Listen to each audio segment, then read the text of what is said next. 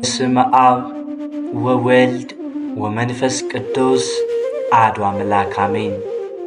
በክርስቶስ ክርስቲያን፣ በወልድ ወልደ እግዚአብሔር፣ በመንፈስ ቅዱስ መንፈሳውያን የተሰኛችሁ ያያሉ የልዑል እግዚአብሔር ቤተሰቦች የእናታችን የቅድስት ድንግል ማርያም የአስራት የበኩራት ልጆች እንኳን ለቅድስት ሥላሴ ወርሃዊ መታሰቢያ ክብረ በዓል እንዲሁም በዚህች ዕለት ለሚታሰቡ ቅዱሳን ወርሃዊና ዓመታዊ ክብረ በዓል በሰላም በጤና ደረሳችሁ።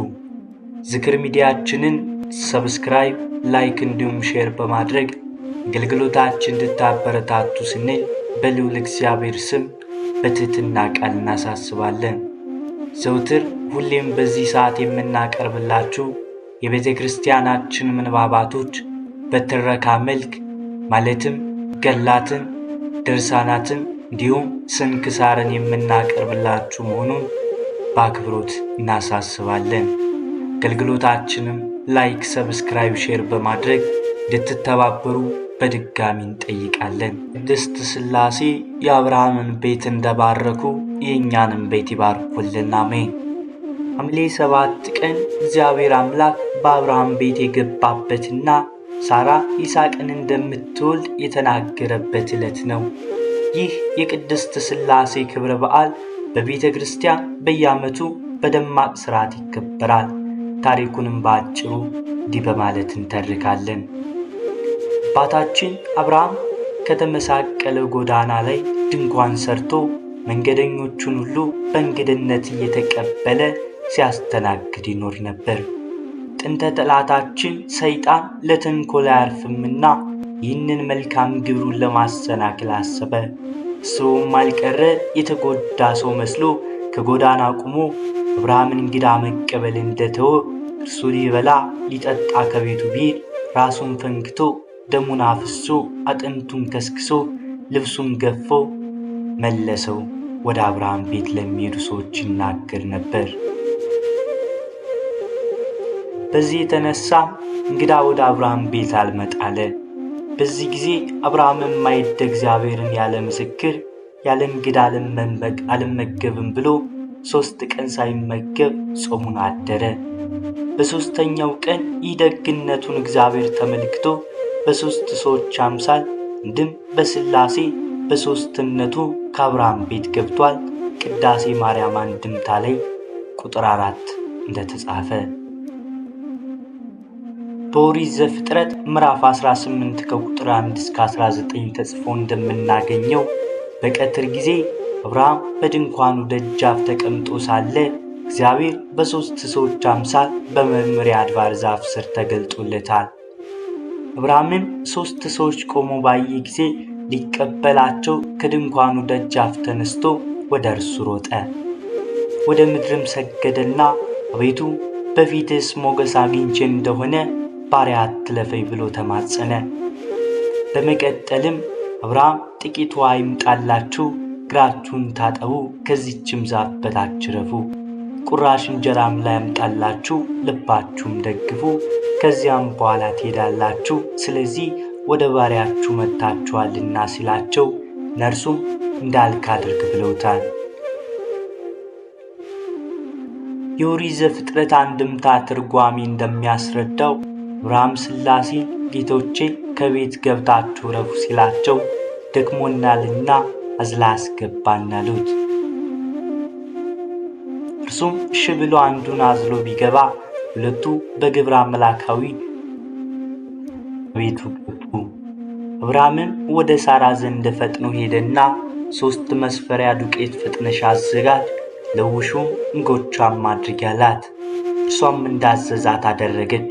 አብርሃምም ወይፈን አርዶ አወራርዶ አዘጋጅቶላቸው ተመግበዋል። ወይፈኑም ተነስቶ ስብሐት ለአብ፣ ስብሐት ለወልድ፣ ስብሐት ለመንፈስ ቅዱስ፣ ለአብ ምስጋና ይገባል፣ ለወልድም ምስጋና ይገባል፣ ለመንፈስ ቅዱስም ምስጋና ይገባል ብሎ እግዚአብሔርን አመስግኗል። ከዛ በኋላ እግዚአብሔር አብርሃምን ጠርቶ ሚስት ሳራ ወዴት ናት አለው። አብርሃምም ከድንኳን ውስጥ እንዳለች ነገረው። እግዚአብሔርም የዛሬ ዓመት እንደ ዛሬው ጊዜ ወደ አንተ በእውነት እመለሳለሁ፣ ሚስት ሳራም ልጅን ታገኛለች ብሎ ለአብርሃም አበሰረው። ሳራ ይህንን ቃል በሰማች ጊዜ ባለቤቷም አርጅቶ እርሷም የሴቶች ግዳጅ ትቷት ነበርና ሲያረጁ አምባራ ይዋጁ እንዲሉ እስከ ዛሬ ድረስ ቆንጆ ነኝኔ ጌታዬ አብርሃምስ ገና ጎረምሳ ነውን ብላ በማሰቧና መውለዷን በመጠራጠሯ ከት ብላ ሳቀች። እግዚአብሔርም ምስጢሩን በአጽንኦት ለማስረዳትና አስረግጦ ለመናገር አብርሃምን ሳራ ለምን ትስቃለች? በውኑ ለእግዚአብሔር የሚሳነው ነገር አለን? አለው። ሳራም ስለፈራች አልሳቅኩም አለች። እግዚአብሔርም መሳቋን እንዳወቀባት ከነገራት በኋላ በድጋሚ በዓመቱ ወደ አብርሃም ቤት እንደሚመጣና ሳራ ወንድ ልጅ ይስሐቅን እንደምትወልድ አብስሯቸዋል። በዚህ ትምህርት ብዙ ምስጢራት ይገኛሉ። ጥቂቶቹን በመጠኑ ለማስታወስ ያክል 3 ሰዎች ሊቀበላቸው ወደ እርሱ የሚሉትና ሌሎችም በብዙ ቁጥር የተገለጹ ተመሳሳይ ሐረጋት የእግዚአብሔርን ሦስትነት በፊትስ ሞገስ አግኝቼ እንደሆነ ባሪያን አትለፈኝ የሚለው አረፍተ ነገር ደግሞ አንድነቱን ያመለክታል። ሳራ ዳቦ ያዘጋጀችበት 3ቱ በመስፈሪያ የሦስትነቱ ዳቦ አንድ መሆኑ ደግሞ የአንድነቱ ምሳሌ ነው። ሥላሴ አብርሃም ያዘጋጀውን እንስሳ ተመገቡ ተብሎ መነገሩ በሰው አምሳል ስለተገለጡና ለአብርሃም የበሉ መስለው ስለታዩት ነው እንጂ ለሥላሴ መብልና መጠጥ አይስማማቸውም፣ አይነገርላቸውም። መምህራነ ቤተ ክርስቲያን እንዳስተማሩን ሥላሴ ምግብ በሉ፣ እግዚአብሔር ምግብ በላ ማለት ቅቤ ከሳግ ገብቶ አልቀለጠም እንደማለት ነው። መብላትና መጠጣትን የመሰሉ የሥጋ ተግባራት የመለኮት ባሕርያት አይደሉምና። ከዚህ በተለየ ምስጢር ሥላሴ ሳራ ለምን ትስቃለች? በውኑ ለእግዚአብሔር የሚሳነው ነገር አለን? ብለው ከጠየቁበት ኃይለ ቃል መካከል ለእግዚአብሔር የሚሳነው ነገር አለን የሚለውን እመቤታችን በድንግልና ጸንሳ በድንግልና እንደምትወልድ ሲያበስራ ወንድ ሳላውቅ ይህ እንዴት ሊሆን ይችላል? ሉቃስ 1:37 ላይ እንደተጻፈ ብላ በጠየቀችው ጊዜ መልአኩ ቅዱስ ገብርኤል ደግሞ መናገሩ የእግዚአብሔር ቃል በዘመኑ ብዛት የማይለወጥ ሕያውና እውነተኛ መሆኑን ያጠይቃል። እግዚአብሔር አብርሃምን ሳራ ወዴት ናት ሲል መጠየቁም ያለችበት ጠፍቶ ሳይሆን የሚነግራት ታላቅ የምሥራች እንዳለ ለማጠየቅ ነው። ሰውን ያለበትን ጠይቆ ጠርቶ አቅርቦ አስደሳች ዜና መናገር የተለመደ ነውና ይህም አዳም ወዴት ነህ ከሚለው ጥያቄ ጋር ተመሳሳይነት አለው። እግዚአብሔር አምላክ አባታችን አዳምን ወዴት ነህ ሲል የጠየቀው ያለበትን አላውቅ ብሎ ሳይሆን ቃል በቃል ሊያነጋግረው ከልጅ ተወልጄ አድንሃለሁ የሚለውን የድህነት ቃል ኪዳን ሊሰጠው ፈቅዶ ነበርና። ለአዳም ሁሉ ለሳራም ለጊዜው ይስሐቅን እንደምትወልድ ለፍጻሜው ደግሞ ከአብርሃም ዘር ከምትሆን ከእመቤታችን ከቅድስት ድንግል ማርያም እግዚአብሔር ሥጋ ለብሶ እንደሚገለጥና ዓለሙን የሚያድነውን ለመናገር አብርሃምን ሚስት ሳራ ወዴት ናት ሲል ጠይቆታል። ከዚያም የይስሐቅ መወለድ አብስሯቸዋል። ይህም 5500 ዓመት ሲፈጸም እግዚአብሔር ከአብርሃም የልጅ ልጅ ከእመቤታችን ከቅድስት ድንግል ማርያም እንደተወለደ በአካለ ሥጋ ወደ ምድር እንደመጣ በዚህ ጊዜ በሳራ የተመሰለች ወንጌል በይስሐቅ የሚመሰሉ ምዕመናን እንዳስገኘች ማለትም ሐዲስ ኪዳን ተመስረታ ብዙ ክርስቲያኖች እንዳፈራች የሚያመለክት ምስጢር አለው። የቤተ ክርስቲያን ሊቃውንት እንደተረጎሙልን የአብርሃም ድንኳን የእመቤታችን ምሳሌ ነው። ታንግዶቱ ለአብርሃም የሃይማኖቱን የእንግዳ ተቀባይነቱን ዋጋ የምታሰጨው አንቺ ነሽ እንዳለው አባ ሕርያቆስ በቅዳሴው። በአብርሃም ድንኳን ኃላፊ አግዳሚ ይመገብበት ያርፍበት እንደነበረ ሁሉ በእመቤታችንም አማላጅነት መንገዶች ማረፊያ፣ እንግዶች መጠለያ፣ ስደተኞች ተስፋ ያገኛሉና ከሁሉም በላይ የነፍስ የሥጋ መድኃኒት የዘላለም ማረፊያ እውነተኛ መብልና መጠጥ የሆነውን አማናዊውን ኢየሱስ ክርስቶስን የወለደች እርሷ ናትና በአብርሃም ድንኳን ትመሰላለች። ቀትር በሆነ ጊዜ ማለትም በ6 ሰዓት አብ ወልድ መንፈስ ቅዱስ ወደ አብርሃም ድንኳን እንደገቡ ሁሉ 5500 ዓመት ተፈጽሞ በ6ኛው ሺህ ዓመት እግዚአብሔር አብ ለአንጽኖ እግዚአብሔር መንፈስ ቅዱስ ለአንጽሖ እግዚአብሔር ወልድ በተለየ አካሉ ሥጋን ለመብለስ በእመቤታችን ቅድስት ድንግል ማርያም አድሯልና እመቤታችን በአብርሃም ድንኳን ትመሰላለች። በ6ኛው ወር ቅዱስ ገብርኤል ከእግዚአብሔር ዘንድ ወደ እመቤታችን ተላከ ተብሎ እንደተጻፈ በዚህ ቃለ ወንጌል 6ኛው ወር የሚለው ሐረግ 5500ውን ዘመን ተፈጽሞ በ6ኛው ሺህ ዘመን ቅዱስ ገብርኤል ወደ እመቤታችን ለብስራት መላኩን ያመለክታል።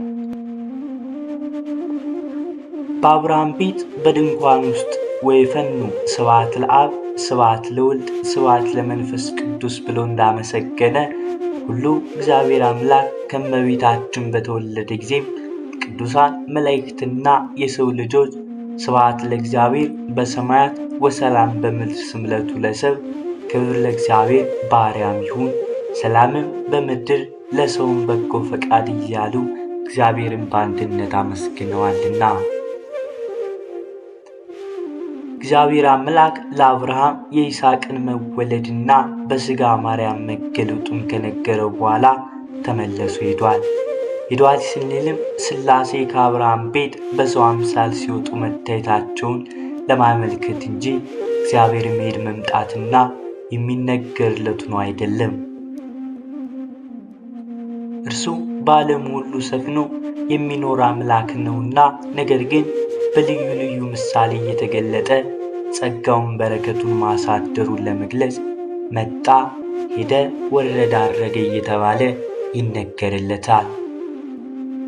ትምህርታችንን ለማጠናቀቅ ያክል ሐምሌ 7 ቀን እግዚአብሔር አብርሃም ቤት ተገኝቶ የይስሐቅን መወለድና የእግዚአብሔርን ሰው መሆን የተናገረበት ዕለት ከመሆኑ ሌላ የአብርሃምን ዘሩን እንደሚያበዛለትና አሕዛብ ሁሉ በእርሱ እንደሚከብሩ ማለትም ከአብርሃም ዘር በተገኘው በኢየሱስ ክርስቶስ አሕዛብ እንደሚቀደሱ ይህንን ምስጢርም እግዚአብሔር ከወዳጁ ከአብርሃም እንደማይሰውር ቃል ኪዳን የገባበት ቀን ነው።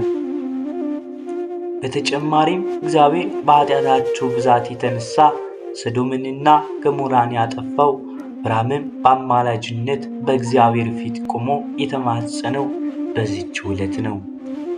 ቅዱሳን በእግዚአብሔር ፊት ቆመው ዘውትር ስለ ሰው ልጅ ድነት እንደሚጸልዩና እንደሚያማልዱ ለአብርሃም ልቦናቸው ቅን በሆነና በለጋሾች ማለትም ምጽዋትንና እንግዳ መቀበልን የዘውትር ተግባራቸው አድርገው በሚኖሩ ሰዎች ቤት እግዚአብሔር እንደሚገኝ እግዚአብሔር በረድኤት ወደ ሰው ቤት ሲገባ የተዘጋ ማኅፀን እንደሚከፍትና ቤቱን በበረከት እንደሚመላ እንደዚሁም የተሰወረ ምስጢር እንደሚገልጽ ከዚህ ታሪክ እንረዳለን። ከዚሁ ጋርም እግዚአብሔር አምላክ በአንድነቱም በሦስትነቱም እየታየ መላክነቱን ለዘመናት እንደሚገልጥና የቸርነቱን ሥራ እንደሚሠራ ከታሪኩ እንማራለን። ይህ እግዚአብሔር በአብርሃም ቤት የመገለጥ ትምህርት በአንድ ወቅት ብቻ የተፈጸመ ነበር የተባለ የሚነገርለት ያለፈ ታሪክ ሳይሆን ለዘላለሙ ሲነገርና ሲፈጸም የሚኖር ሕያው ቃል ነው። ይህንም እግዚአብሔር ለቅዱሳኑ በልዩ ልዩ መንገድ እየገለጠ ለዘመናት በሚያደርገው ድንቅ ሥራና ታምር መገዝገብ እንችላለን። ዛሬም ሀብት ንብረት ያለን ምዕመናን በትሩፋት ሥራ በማሰራት ማለትም እንግዶችን በመቀበል ለተራቡ በማብላት በመመጽወትና በመሳሰሉት በጎ ተግባር እንኖር ዘንድ በቂ ንብረት የሌለን ደግሞ ልቦናችንን ንጹሕ ከማድረግና ከኃጢአት ከመለየት በተጨማሪም ለተቸገሩ በመራራት በደግነት በቀና አስተሳሰብ ከተጓዝን እግዚአብሔር በሕይወታችን ውስጥ ያድራል፣ አድሮም ይባርከናል፣ ይቀድሰናል። እርሱ ያደረበት ሰውነት ይባረካል ይቀደሳልና። ደግሞም ልጅ ለሌለን ልጅ እንዲሰጠን ዘመድ ላጣን ዘመድ በመስጠት ዘራችንን ይባርክልናል። በጥቅሉ የልባችን መሻት አውቆ የምንሻውን መልካም ነገር ሁሉ ይፈጽምልናልና ይህን ሁሉ የእግዚአብሔር ጸጋ ይበዛልን ዘንድ እኛ በሪቲት የተዋሕዶ ሃይማኖት እንጽና፣ በክርስቲያናዊ ምግባርም እንትጋ።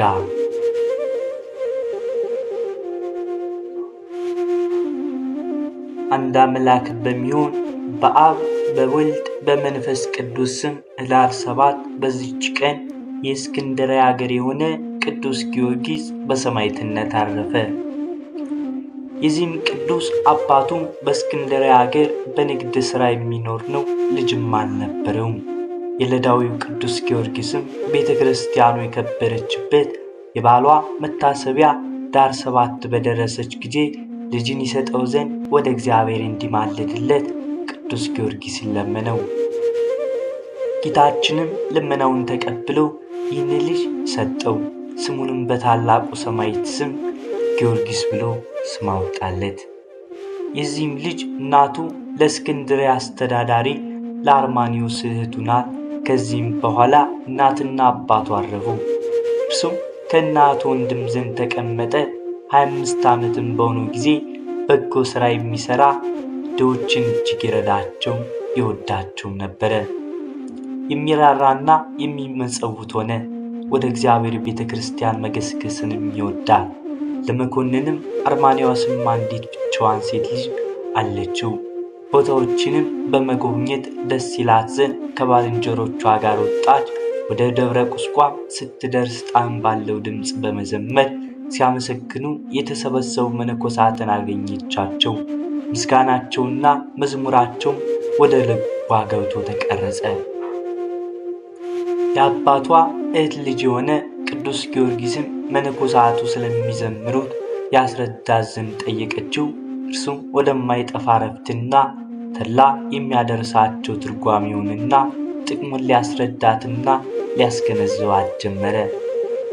ወደ አባቷም አርማኒዎስ በተመለሰች ጊዜ በፊቱ ቁማ ክብር ይግባውና በጌታችን ኢየሱስ ክርስቶስ ታመነች። አባቷም ሊሸነግላት ጀመረ። ልጄ ሆይ ይህን አታድርግ ያላት ነገሩን ባልተቀበለች ጊዜ ራሷን በሰይፍ አስቆረጠ።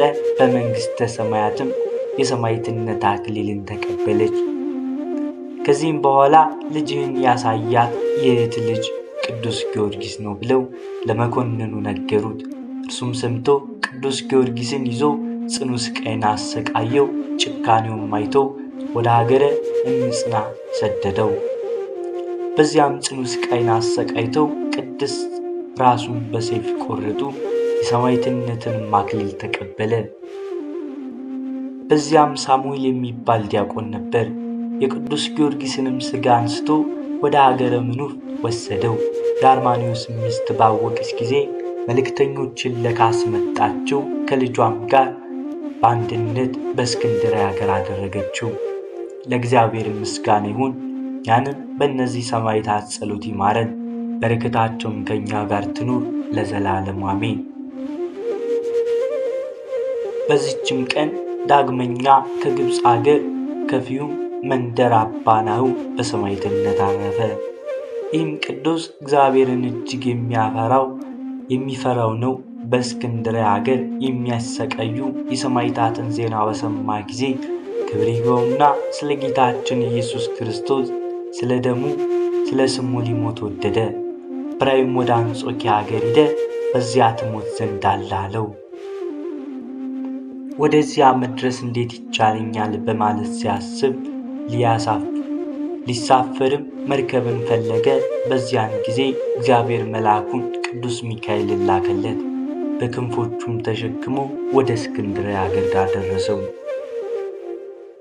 በዲዮቅልጥያኖስ ፊትም ቀርቦ በእግዚአብሔር ታመነ። ንጉሡም ስሙንና ሀገሩን ጠይቀው፣ እርሱም ከግብፅ ሀገር እንደሆነ አስረዳው። ንጉሡም ቃሉን ሰምቶ ለጣዖታቱ ቢሰዋለት ብዙ ገንዘብና የግምጃ ልብሶችን ሊሰጠው ማለለት። እርሱ ግን ቃሉን አልሰማም። ንጉሡን እኔ ታላቅ ስቃይን አሰቃያለሁ የሚል ቃልም ደግሞ ተናገረው። ከስቃዩም የተነሳ አልፈራም፣ ትእዛዙንም አልሰማም። ከዚህም በኋላ ቅዱስ ናርው በብዙ አይነት ስቃይ እንዲያሰቃዩት ንጉሡ አዘዘ። አንድ ጊዜ ለአንበሶች ጣሉት፣ አልነከሱትም። አንድ ጊዜም ከእሳት ጨመሩት፣ እሳቱም እንደ ቀዘቀዘ ውሃ ሆነለት፣ አልተቃጠለም። አንዲትስ እንኳን የፀጉሩ ዘለላ አልተነካችም። ሌላ ጊዜም በወጭት ቀቀሉት። ከማሰቃየትም በሰለቸ ጊዜ ራሱን በሰይፍ ይቆርጡት ዘንድ ንጉሡ አዘዘ። ይህም አባ ናውርም በግብፅ አገር በሰማዕትነት ስለሞቱ ስለ አንጾኪያ አገር ሰማዕታት ፈንታ በአንጾኪያ አገር በሰማዕትነት አረፈ። ለእግዚአብሔር ምስጋና ይሁን፣ በረከቱም ከእኛ ጋር ትኑር ለዘላለሙ አሜን። በዚህችም ቀን ከግምኑዲ አውራጃ የሀገር ተመይ ኤጲስቆጶስ የአባ ሚናስ የዕረፍቱ መታሰቢያ ሆነ። የዚችም ቅዱስ ወላጆቹ ደጋጎች፣ እግዚአብሔርን የሚፈሩ፣ ዜናቸው በቅዱሳን አባቶች ዘንድ እስከተሰማ ድረስ በጾማቸው በጸሎታቸው በግል በመጻመዳቸው የመነኮታትን ሥራ የሚያሰሩ ናቸው። እነርሱም ያለ ፈቃዱ ልጃቸውን ሚስት አጋቡት። ሙሽራይቱም ወዳለችበት የጫጉላ ቤት ገባ። ድንግልናቸውንም ሳያጠፉ ሥጋቸውን በንጽሕና ይጠብቁ ዘንድ ከእርሷ ጋር ተስማሙ። ሁለቱም በበጎ ተጋድሎ እየተጋደሉ በአንድነት ኖሩ። ከዚህም በኋላ ቅዱስ ሚናስ የምንኩስና ልብስ ሊለብስ ወዶ ሚስቱን እንዲህ አላት፣ በዓለም እያለን የምንኩስና ሥራ ልንሠራ ለእኛ አግባብ አይደለም። እነርሱ ከልብሳቸው ውስጥ ማቅ በመልበስ በእግዚአብሔር መንፈስ የተደረሱ መጻሕፍትን በማንበብና ለጸሎት በመትጋት ሌሊቱን ሁሉ ይቆሙ ነበርና። ከዚህም በኋላ ሰላምታ ሰጥታ ሸኘችው፣ አሰናበተችው። እርሱም ወደ አባ እንጦንስ ገዳም ሄደ፣ ከወላጆቹ ሊርቅ ወዷልና።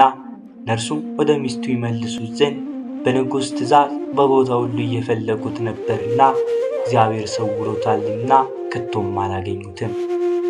በዚያም ገዳም በገደል ተጠምዶ ብዙ ጊዜ ኖረ።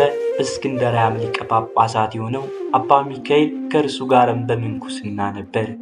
ከዚህም በኋላ ሁለቱ ብርሃን ከዋክብት አባ አብርሃምና አባ ጋርጊ በነበሩበት ወራት ከነበረበት ወጥቶ ወደ አስቄጥስ ገዳም ሄደ። ይህ ቅዱስ አባ ሚናስም ተወዳጅ ልጁን ሆናቸው። ከእርሳቸውም ዘንድ በበዓታቸው የሚኖርና የሚያገለግላቸው ሆነ። የምንኩስናንም ሥራ ጀመረ። ከእርሳቸውም ትምህርታቸውን ተጋድሎአቸውን በመማር ከብዙዎች በተጋድሎውና በአምልኮቱ ከፍ ከፍ አለ። አባ አብርሃምና አባ ጋርጊ ሌሎችም አባቶች ከእርሱ ተጋድሎ የተነሳ ያደንቁት ነበር። ሰይጣን ግን በእርሱ ቀንቶ በታላቅ ዓመታት እግሮቹን መታው። 2 ወርም በምድር ላይ ወድቆ ኖረ። ከዚህም በኋላ ጌታችን መድኃኒታችን ኢየሱስ ክርስቶስ ያለ ጥፋት በጤና አስነሳው። ከዚህም በኋላ ክብር ይግባውና ጌታችን ኢየሱስ ክርስቶስ ኤጲስቆጶስ ይሆን ዘንድ መርጦ ጠራው። የሊቀ ጳጳሳቱን መልእክተኞች ወደ እርሱ መጡ። ከመነኮሳት የሚለይ በመሆኑ ታላቅ ሐዘንን አዘነ። ቅዱሳን አባቶችም ይህንን ሥራ ከእግዚአብሔር ነው፣ አትዘን አሉት። እርሱም ለእግዚአብሔር ትእዛዝ ራሱን ዝቅ አድርጎ ከሊቀ ጳጳሱ መልእክተኞች ጋር አብሮ ሄደ። ሊቀ ጳጳሱም ተመይ በሚባል አገር ኤጲስቆጶስነት ሾመው። ሀብተፈውስም ተሰጥቶት በሽተኞችን የሚፈውሳቸው ሆነ። በሽታ ያለባቸውም ሁሉ ወደ እርሱ ይመጣሉ። እርሱም ክብር ይግባውና ወደ እግዚአብሔር በመጸለይ ይፈውሳቸዋል። ሁለተኛ የተሰወረውን የማወቅ ሀብተ ጸጋ እግዚአብሔር ሰጠው። በሰው ልቡና የታሰበውን የሚያውቅ ሆነ። ኤጲስቆጶስነት ሁሉ ከየሀገሮቻቸው በመምጣት ራሳቸውን ዝቅ አድርገው የሚታዘዙለትና ትምህርቱን የሚቀበሉ ነው። አሕዛብም ሁሉም ትምህርቱን ይሰሙ ዘንድ ይመጡ ነበር። እርሱም ለ4 ሊቃነ ጳጳሳት አባት ሆነ። በሚሾሙ ጊዜ እጁን በላያቸው ጭኗልና። እነዚህ በእስክንድርያ ሀገር ሊቀ ጳጳሳት የሆነ እለእስክንድሮስ፣ ቆዝሞስ፣ ቴዎድሮስ ሚካኤል ናቸው። ክብር ይግባውና ጌታችን ኢየሱስ ክርስቶስ ከዚህ ከኃላፊው ዓለም ሊለየው በፈቀደ ጊዜ የሚለይበትን ቀን በመንፈስ ቅዱስ አውቆ በአገረ ስብከቱ ያሉትን ሕዝቦች ሁሉ ልኮ አስመጣቸው። በቀናች ሃይማኖት እንዲጸኑ የከበረ ወንጌልን እንዲሰብኩ ትእዛዝ እንዲጠብቁ አዘዛቸው። ከዚህም በኋላ ለእውነተኛው ጠባቂያቸው ለጌታችንና ለመድኃኒታችን ኢየሱስ ክርስቶስ ሰጣቸውና ከዚህ ከኃላፊው ዓለም ተለይቶ ወደ ወደደው ክርስቶስ ሄደ። ሕዝቡንም አለቀሱለት። ቸር ጠባቂያቸውም ከእርሳቸው በመለየቱ እጅግ አዘኑ። እንደሚገባም ገንዘው እርሱም ራሱ ባዘዛቸው ቦታ ኖሩት። ለእግዚአብሔር ምስጋና ይሁን፣ በረከቱ ከእኛ ጋር ትኑር ለዘላለሙ አሜን። በዚችማ ቀን የልዳ አገር የሆነ የሰማዕታት አለቃ የታላቁ መስተጋድል የቅዱስ ጊዮርጊስ ቤተ ክርስቲያን የተከበረችበት ነው። ዳግመኛም ጌታችን በውስጧ ላደረገው ድንቅ ታምር መታሰቢያ ሆነ። ይህም እንዲህ ነው። በውስጧ ድንቆች ታምራቶች እንደሚሰሩ ከሃዲ ዲዮቅልጥያኖስ በሰማ ጊዜ ሊያፈርሳት አሰበ። ስሙ አውዮስ የሚባለው መኮንን ከብዙ ሰራዊት ጋር ላከው።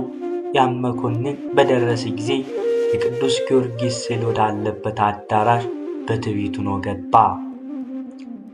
በስዕሉም ፊት በብርጭቆ መቅረዝ መብራት ነበረ።